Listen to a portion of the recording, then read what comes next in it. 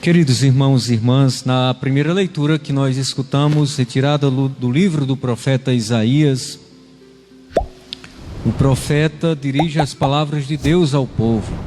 E qual é a palavra de Deus pela boca de Isaías? Buscai o Senhor enquanto pode ser achado, invocai-o enquanto Ele está perto. Buscai o Senhor enquanto Ele pode ser achado.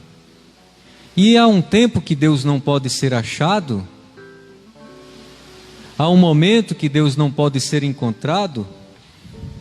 Buscai-o enquanto Ele está perto. E nós nos perguntamos, há um momento em que Deus não está perto? Na verdade, queridos irmãos e irmãs, certamente o escritor sagrado está aqui dizendo que existe um tempo da gente buscar a Deus. E esse tempo, podemos dizer, está na história. Nós não temos o tempo todo, nós não temos a vida toda. Por quê? Porque não somos eternos. O tempo é o hoje, o presente.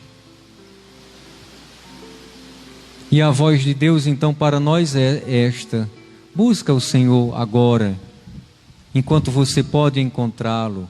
Busque-o agora enquanto Ele está perto, Ele está aí. Ele não está distante, Ele está aqui agora.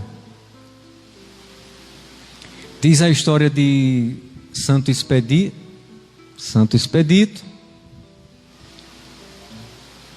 que ele ficava adiando a conversão, e uma voz interior, enquanto uma voz dizia, hoje não, que era uma voz interior, ou talvez as tendências dele, as suas fragilidades, uma voz de Deus dizia, é agora, é hoje. Essa voz para Santo Expedito pode ter sido a escuta da palavra de Deus, pode ter sido a oração onde Deus falava com ele, pode ter sido um acontecido na vida dele. Da mesma forma para nós é hoje. Buscai o Senhor enquanto Ele se deixa achar. Buscai-o, invocai-o enquanto Ele está perto.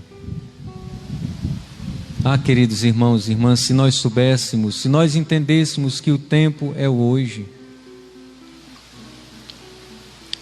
Um padre que faleceu de uma doença não muito boa, toda doença é ruim, né? Vocês têm doença boa? Uma pessoa disse que quando ele estava no hospital, muito doente, ele disse, se eu voltar, ou seja, se eu ficar bom, eu vou ser outro padre. Ele não teve a oportunidade de voltar, morreu. Entenderam? Então Deus está pedindo para nós hoje. E como é então que Deus está próximo, e como é então que nós podemos falar com Ele, e que pode acontecer essa mudança? Aí o escritor mesmo diz, abandone o ímpio o seu caminho, e o homem justo suas maquinações, daquela ideia de planejar, de ficar articulando, mas não coisas boas, as coisas injustas. O que são as coisas injustas? É aquilo que nós não devemos dar a Deus. É injusto dar a Deus o que há de pior em nós. É injusto oferecer a Deus o que sobra de nós. Eu não estou falando de dinheiro, estou falando de vida. Estou falando de vida. Nós damos a Deus, queridos irmãos, o pouco que nos sobra. E às vezes ainda damos esperando receber, né? E ainda damos aguardando que Deus volte aquilo que nós demos em dobro. Em dobro. Não é nem o mesmo tanto, é em dobro.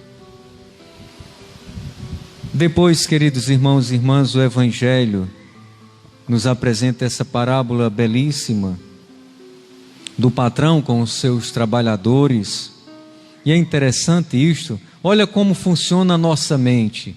A mente do interesse, né? Da maquinação. Eu pensei que você fosse dar a mim muito mais, porque você deu uma moeda a esse que chegou por último e trabalhou 1 hora só. Agora eu que suportei o cansaço e o calor do dia inteiro, vou receber o mesmo que esse? É a lógica de Deus, não é a lógica nossa.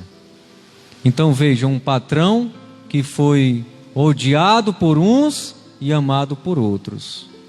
Odiado por aqueles que lhe dirigiram um pensamento, um olhar puramente humano,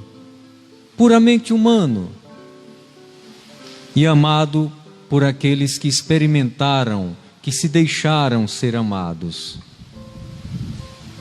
Não é que Deus, ou seja, não é que o patrão, esse patrão é a imagem de Deus, né?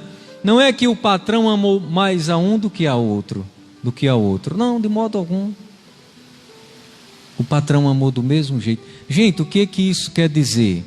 Deus não nos julga, ou seja, Deus não nos olha por aquilo que nós fazemos, pelas muitas coisas que nós fazemos.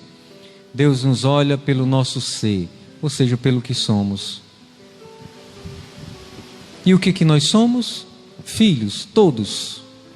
Eu sou filho, Sival é filho, Vanderlei é filho, a Norma é filha, e assim por diante. É assim que Deus nos olha. Você é filho, você é filha. É pelo ser. Vocês que são pais, vocês não amam os filhos por aquilo que eles têm, por aquilo que eles fazem. Ai, meu filho tem tal profissão e o outro tem uma profissãozinha. Não, você não ama mais a um do que a outro por aquilo que ele faz. Não é verdade? Quem é pai e mãe aqui? Quem tem filhos aqui? Levanta o braço. Vocês sabem muito bem o que eu estou dizendo. Vocês amam e amam com o mesmo valor por aquilo que o filho é. Ou seja, pelo ser do filho, porque ele é seu filho, porque ela é sua filha. Assim é Deus conosco. Aí nós olhamos para aquela passagem do Evangelho, quando estavam ao lado da cruz de Jesus dois malfeitores.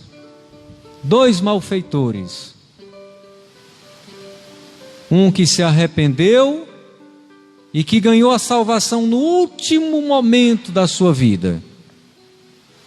E nós olhamos para a história de tantos homens e mulheres que passaram a vida toda servindo a Deus, sendo perseguidos, passando por dificuldades e ganharam a mesma salvação que Jesus conquistou para eles. Estão entendendo? O valor está no ser. Aquele homem que estava ao lado da cruz de Jesus, que se arrependeu na última hora da sua vida, tem o mesmo valor que eu e que você, mesmo valor que nós, que já temos uma caminhada longa de igreja. Isso é bonito. Se nós olhássemos para as pessoas assim e entendêssemos que todas são iguais. Todas são iguais. Todas têm o mesmo valor. Inclusive você tem o mesmo valor que Beltrano, aos olhos de Deus. Fulano, acho que fulano é mais privilegiado do que eu, é mais isso, é mais feliz. Não, aí depende de você. Você tem o mesmo valor. A questão é, queridos irmãos e irmãs, o outro ponto. Antes disso eu queria só ler aqui esta frasezinha aqui, este versículo, que diz assim: meus pensamentos não são como os vossos pensamentos, e os vossos caminhos não são como os meus caminhos, diz o Senhor. Entendem? Na lógica humana, alguém pode ter mais direito, e é isso que nós vemos. Um mundo cheio de direitos. Um mundo cheio de direitos. Ninguém quer ter dever, mas direito todo mundo quer ter. E aí cada um quer ter mais que o outro. Se isso que aconteceu aqui no Evangelho fosse em nossos dias, isso aqui ia dar uma briga de justiça, justiça do trabalho muito grande. Meu amigo, o patrão estava morto, coitado, ia ter que vender tudo para pagar os funcionários, né? Só que a justiça de Deus, os pensamentos de Deus, os caminhos de Deus não são como os nossos pensamentos e como os nossos caminhos. Às vezes, as pessoas querem trazer esses vícios para dentro da igreja. Eu sou dizimista, então você tem que fazer assim. Não, eu ajudei, meu amigo. Eu ajudei a botar o forro lá da igreja de Santo Expedito. Eu ajudei a pintar, ajudei em fazer isso, aquilo. Eu quero que meu nome esteja ali. Eu quero, e eu quero, e eu quero, e eu quero, e eu quero. Aí para Deus não é assim que funciona. E nós somos felizes, sabe como? Quando nós reconhecemos, escuta isso, nós somos felizes ou seremos, vamos colocar esse verbo no presente, nós somos felizes quando nós reconhecemos que já recebemos muito mais. O problema é, queridos irmãos, e aqui é o segundo ponto com o qual eu concluo, que nós só olhamos para aquilo que não temos. E pouco, muito pouco, olhamos para aquilo que Deus já nos deu. Talvez aqueles homens já tivessem recebido tantas diárias.